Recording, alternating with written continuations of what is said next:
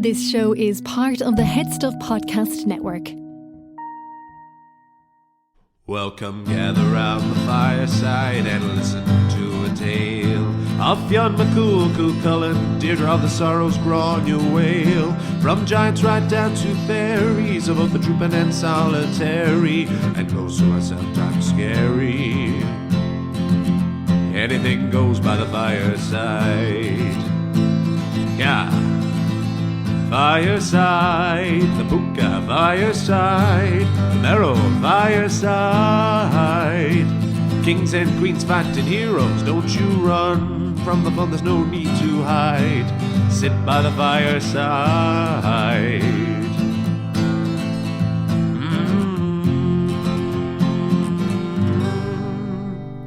Fireside.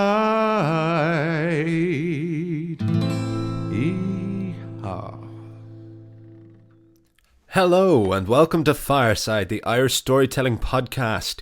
Each episode of Fireside we take a story from folklore or mythology, we retell it, have a chat about the tale itself and about the craft, culture and history of storytelling. My name is Kevin C. O'Lahan. I am your host and your Fireside Bard. Welcome to episode 113 of Fireside. Today on the Irish storytelling podcast we tell the story of the rival Kempers, of Kemp culture, the spinning circle culture in Ireland.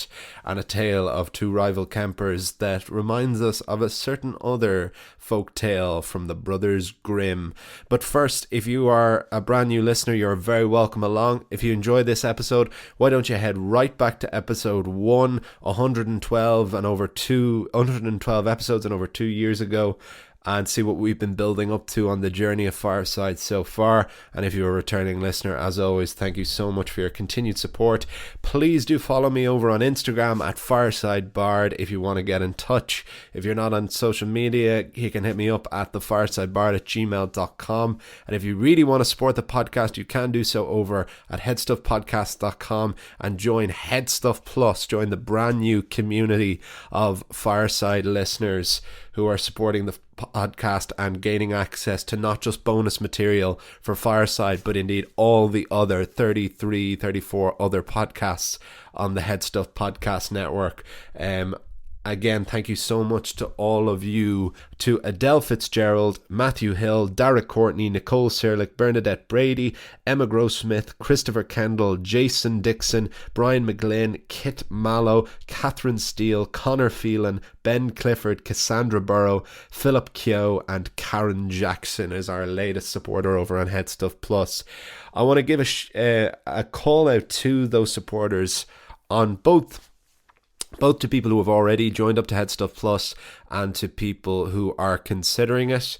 I want to know what you want from it, because the latest piece of bonus material has just gone out, which is a video of Fireside's performance at the Dublin Podcast Festival, which is something I've been sitting on for a good while. I kind of put a video together of the best bits of it. It was a great show. It was a great thing to experience, great to do a show in the Dublin Podcast Festival. But I want to know what you want, because I have several ideas of things I'd like to do as bonus videos. I could do more narrations I could do in some of the special episodes. Like there's a huge amount of Yeats poetry that talks about the myths and legends that I wanted to delve into a bit more. I've wanted to do Irish adaptations of other Brothers Grimm fairy tales.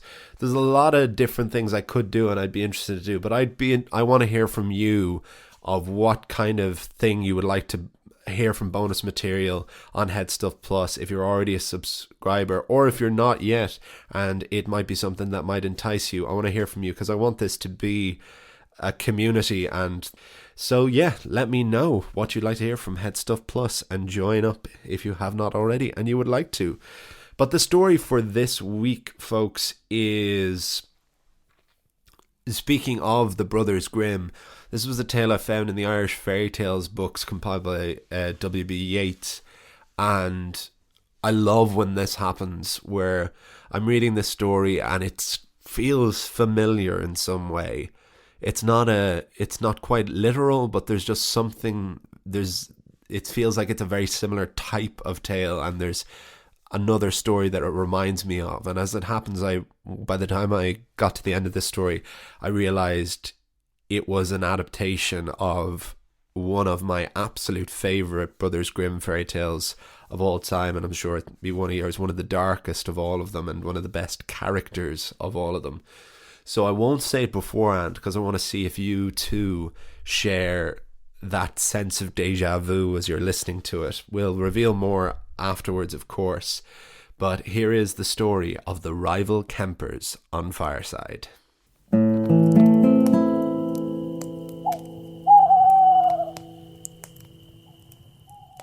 The rival Kempers. There was once an event held up north called a Kemp. A Kemp was a weaving competition to test the eligibility for marriage of young women. From Anglo-Saxon times, spinning was a winter occupation for unmarried females, and it was perceived that no woman was eligible for marriage until she was able to spin a set of body, table, and bed linen. The last thread of this old custom survives today in the word spinster, a word we still apply to older unmarried women, but not men, of course. Naturally, the Irish took this outdated misogynistic custom and turned it into a party. Kemps were almighty sessions. The spinners were cheered on by crowds of supporters like they were at a hurling match. At the end of the Kemp, when a winner spinner had been declared, there was a dance, and more cheer, and more crack, and all of this happened in the 2 or 3 hours before the break of day. In the parish of Fogaballa in the north of Ireland, the most eligible bachelor of the day was Sean Bui McGovern. He had stern, strong features. He was of a calm and kind temperament, and he stood to inherit a large estate of farmland upon the death of his father. So eligible a bachelor was he that Sean was spoiled for choice of the unmarried women of Fogaballa. Sean was not interested in just looks. He wanted a wife to match him in wit and wiles, and as it happened, there were over a dozen girls who fit that description.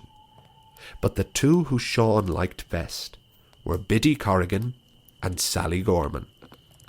The problem was, both Biddy and Sally had each won their respective Kemps. So what was poor old Sean Bui McGovern to do? What he did was he decided to give each girl the chance, so he would hold another Kemp in his home. The All-Ireland final of spinning, Sally versus Biddy, winner take all. The thing was, both Sally and Biddy did indeed want to marry Sean Bui McGovern. So Biddy approached her rival and said, "Oh, Sally, it'll surely be you that wins." Sally, not wanting to be outdone in civility, replied, "Oh no, Biddy, I haven't a hope against you." Then each girl went home to her spinning wheel and began training. 3 days before the Kemp at Sean Bui McGovern's, a visitor came to the door of Paddy Corrigan. Biddy was the only one home at the time, so she answered the door to an ancient old woman, covered in a tattered but well-woven red cloak. Raised as she had been, Biddy invited the woman inside. "Thank you, child. What has you at home alone today?" said the old woman. "Oh, I'm practising my spinning. There's a Kemp this weekend." "Ah, yes, of course," said the old woman, "to win the hand of Sean Bui McGovern. And is that something you would like, child?" "Oh, yes," said Biddy. "I would rather win a husband by spinning than be sold to one as livestock. I cannot inherit my own property, so if I must marry to have a good life, there is no one I would rather marry than Sean Bui McGovern." The old woman was impressed with this. "But please," said Biddy, her manners returning to her, "sit down and warm yourself by the fire. It's cold outside. You should have a glass of Banya Rower and some food." The old woman very gratefully consumed a glass of thick milk and a piece of cooked beef. Biddy Corrigan was a woman who understood the value of hospitality. Soon the woman headed for the door again, but not before saying to Biddy, If you can figure out what my name is in 3 days, I promise you will win that Kemp and Sean Bui McGovern all to yourself." Biddy was left confused and anxious by this statement. She had no way of finding out this woman's name. She resumed her spinning practice with a distracted mind. Soon after, the same old woman in the same old red cloak appeared at the home of Sally Gorman. She was invited in and said, "I hear you are competing against Biddy Corrigan for the hand of Sean Bui McGovern." Sally scoffed as she invited the woman to sit down. "I'm not worried. Biddy is a good weaver, but she hasn't yet beaten me." "Well, it's time you started worrying," thought the old woman. She sat there and talked to Sally Gorman for half an hour. As she was leaving, though, the old woman muttered under her breath, "She's smooth and she's smart, and she wants the heart. She's tight and neat, but she gave me no meat." 3 days came and 3 days went, and Biddy Corrigan was no closer to knowing the name of the little old woman in the red cloak. She asked around, but no one in Fogaballa had ever seen or heard of such a figure. The day of the Kemp arrived, and all gathered at the home of Sean Bui McGovern. It was the competition all expected it to be.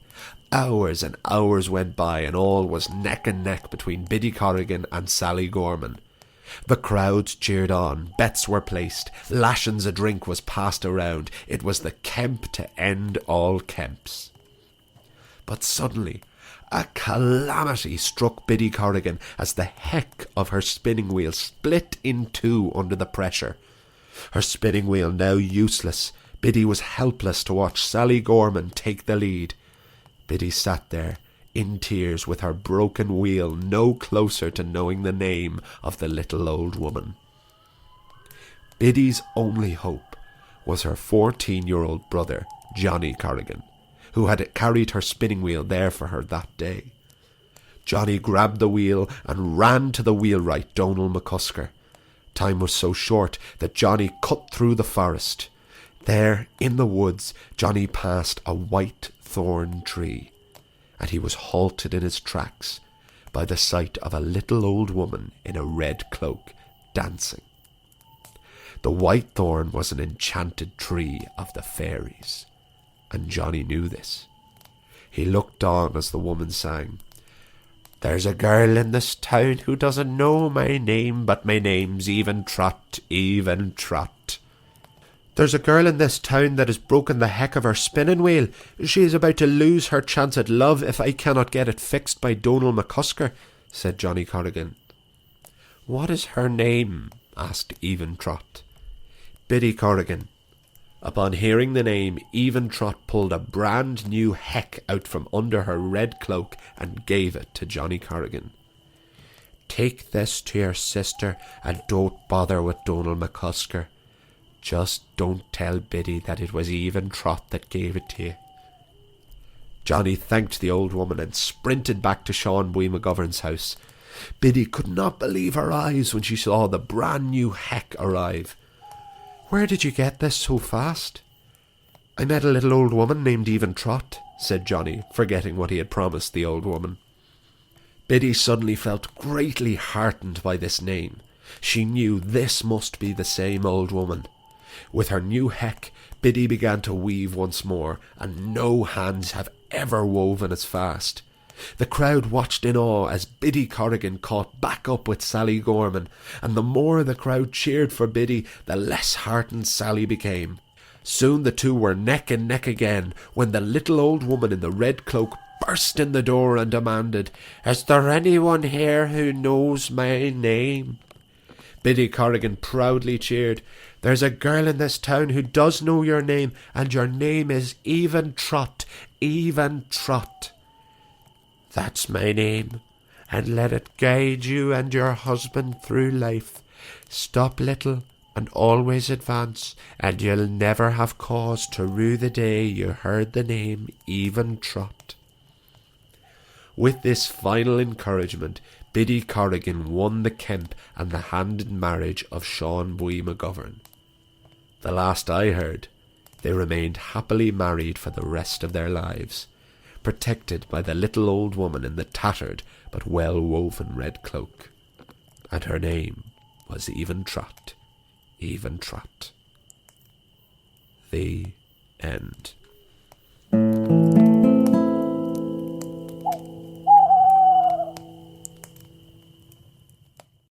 Folks, as you all know, Fireside is a proud son of the Headstuff Podcast Network, which is Ireland's largest network of independent podcasts and a loving home for the creative and indeed the curious.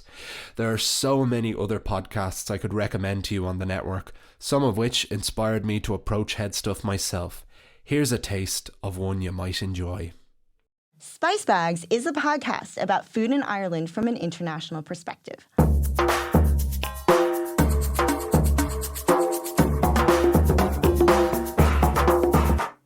Hi, I'm May. I'm an American food writer, and I'm with my friends Blanca, a chef from Spain, and Dee, an Irish food editrix. And we are the Spice Bags, three sassy ladies with a lot to dish up. Join us for the chats. And that was the tale of the rival Kempers on Fireside, and I hope you enjoyed it. So, crunch time. What Brothers Grimm tale does that make you think of? It might not be very obvious, it's subtle in one way, but to me, this immediately says one name, and that name is Rumpelstiltskin. In Rumpelstiltskin, a miller's daughter is asked to weave straw into gold. A little man comes along and said he will weave straw into gold for her if he promises to give her her unborn child. And when the child is born and the little man tries to take the baby, he says, the only way I will give you your baby back is if you can guess my name in 3 days.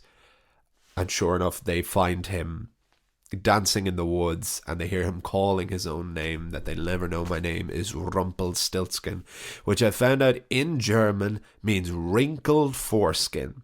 So you'll never not think of that, will you? And when they come, they announce that they know his name is Rumpelstiltskin, and Rumpelstiltskin shoves his foot into the ground, and as he's pulling his foot back up, he tears himself apart. And that is how that Brothers Grimm tale ends. So with the rival Kempers, you have this same idea, but a much more benevolent figure in Even Trot. But it's the same principle of trying to guess the name of the enchanted figure to gain favour and to gain good luck. So I'd be very interested to see, did they come from two separate stories? Was the story of Rumpelstiltskin originally more like this, or vice versa? But here we have an appropriation of this tale type of the guessing of the figure, of the magical figure, guessing of the name of the magical figure. And we have it appropriated into this very real culture that was a thing in Ireland, possibly other places, which I didn't really know about at all. And you would have cause to doubt it, that there's these spinning competitions were held in Ireland.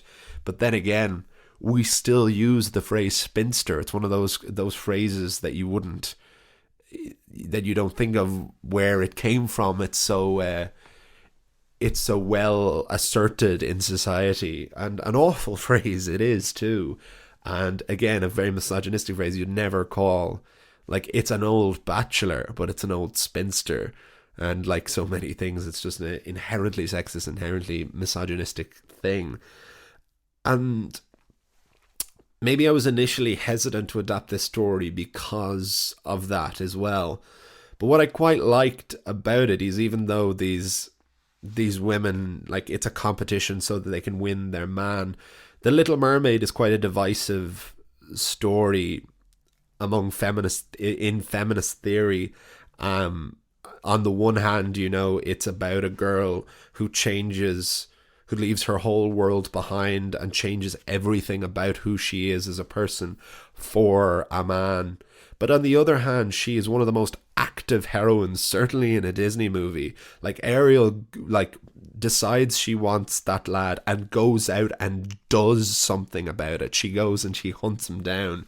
So she is very active in her own story, because that can be quite problematic, considering with a lot of the earlier Disney princesses is they're quite passive observers to their own fates. Whereas not Ariel. Ariel wants something and she goes out and she gets it. She does become less active as the story goes on. I absolutely will admit that. But because of that active role kind of absolving it somewhat, I think the Rival Kempers is another story like that we have this kind of misogynistic culture, but we have two very active characters in it. Like, it's at Sean Bowie McGovern's house, and he isn't the character in it. The characters are Biddy and Sally and even Trot. And that what made me quite... And then when I detected the Rumpelstiltskin ethos in it, and it just became very grim immediately, Grimm,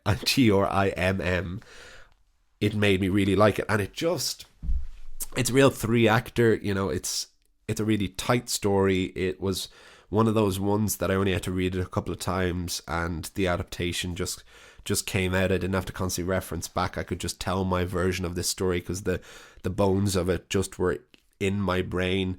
And even in the recording of it now, sometimes it depends on the day, sometimes it depends on how well or badly I've adapted a story, but sometimes the actual recordings of these scripts can be tough. And sometimes if I record it at the wrong time of the day, I'm fluffing up a lot, I'm making a lot of mistakes, and it makes the edit a nightmare afterwards. But particularly since I started editing this myself over the summer, I've tried to do as much rehearsal and cold reading beforehand so that the edit is much smoother. And that was one of the smoothest stories I've done since I started doing the edit. I only made a couple of bluffs there. That'll be a very easy one in the edit now. And I think part of that is how smoothly it works as a story. And there was another thing that this story made me think of, and it was a purely aesthetic thing in the end. But in my head I was thinking, even Trot, isn't that a Roald Dahl story? And sure enough, it's SEO Trot. By total coincidence, I think, but maybe not. It was Roald Dahl's last story, so if you were having a kind of Roald Dahl deja vu, that's the reason for that as well. And even again, not just with this idea of guessing the person's name, but also weaving, spinning. Spinning is a huge component of the Rumpelstiltskin story as well. So it's another unignorable comparison and similarity to the two stories. And it just made it work, and it really latched into my head. And there's something incredible about this, the idea of this party, this competition that people would be cheering on both sides, this spinning competition, and that it takes place in the early hours of the morning, that it takes place in the 3 hours before dawn. Just picturing these two sides, come on, weave that wool, spin that wool. It made it quite different when we've had stories recently about dances and parties and this was just a totally different thing. Apparently this was more of a culture in the north of Ireland. Certainly this story is set in the north of Ireland, and when I adapted from the Yeats book, it said specifically this was a culture from the north of Ireland. So I'd be interested to find out more about that. Be interested to see if Kemp culture comes up again, because every so often I discover a folktale about some tradition or culture from a time in Ireland that I'd never encountered before, and then sometimes I see it everywhere then, and then sometimes I never see it again. So I'd be interested, have any of you ever heard of camp culture before? Is this a story you've heard a version of? Do let me know if you have, and let me know if you too got the Rumpelstiltskin, the wrinkled foreskin vibe off this story. Which again gets me back to Head Stuff Plus and about wanting you to tell me what you would like from bonus episodes, because yeah, that's something I've always wanted to do, and maybe it is just something I'll stick for the main issue of the main episodes of Fireside. because a few of these have come up now where they've been Irish versions of the Grimm tales. We had, the very first I think we had was Gold Tree and Silver Tree being Snow White, with Fair Brown and Trembling being the story of Cinderella. We had one more recently enough that I cannot remember, and now we have Rumpelstiltskin as well. But I wanted to do all of them. I want to do all of the best Grimm fairy tales, because they were the originals for me. The Greek myths were the original myths for me, the Grimm fairy tales, like for so many of us, whether it be through Disney or it be through storybooks. As I proudly, even trying to be taken seriously as a storyteller and a folklorist and a writer, I still am a die hard a Disney fan as there is. I take Disney very, very seriously. I read a book on the economics of Disney is how much I think I always illustrate it mostly as. And I think that's my love for this kind of material, this folklore and myth, has always been tied in to that love of Disney and being able to take the bad sides out of Disney and bring them back to how they were intentionally meant to be, which is stories. So let me know if that's something you would be interested in. If you want to hear me do more readings, more poetry. I'm working on a poetry collection myself at the moment, so there could be a bit of that. Like, I want this to be, I can't say that enough. I want this to be a fireside community, and I want you to tell me what you want from it, what will make you stay as a subscriber to Headstuff Plus, and what would make you come on board, or just even for Fireside in general, you know, what you want to hear from it. Because I feel quite comfortable with the groove Fireside is in at the moment. I don't think we're in any danger of running out of material, but it's always just good to hear and to keep in contact with all of you. So I'm going to wrap things up there. But I hope you enjoyed this week's episode, and thank you to Alan, Paddy and Connor, everyone over at Headstuff. I continue to record remotely in my home studio. Look forward to one day getting back into the Headstuff Podcast Network studio. Follow me over on Instagram at FiresideBard. Email me at thefiresidebard@gmail.com. Follow me, subscribe to Headstuff Plus if you want to, if you're in a position to. If you want to join this new Fireside community we want to build. I'll see you all. You'll hear me all next time, where we have the myth of the Dagda's harp. Great, really self-contained myth that I discovered quite recently. I'm delighted with. I look forward to sharing it with you, because I wanted the Dagda to have his own episode, and I found one for him at last. I'll see you all. You'll hear me all next time. And remember, wherever you are and wherever you go, you can always join me by the fireside. This show is part of the Headstuff Podcast Network, a hub for the creative and the curious.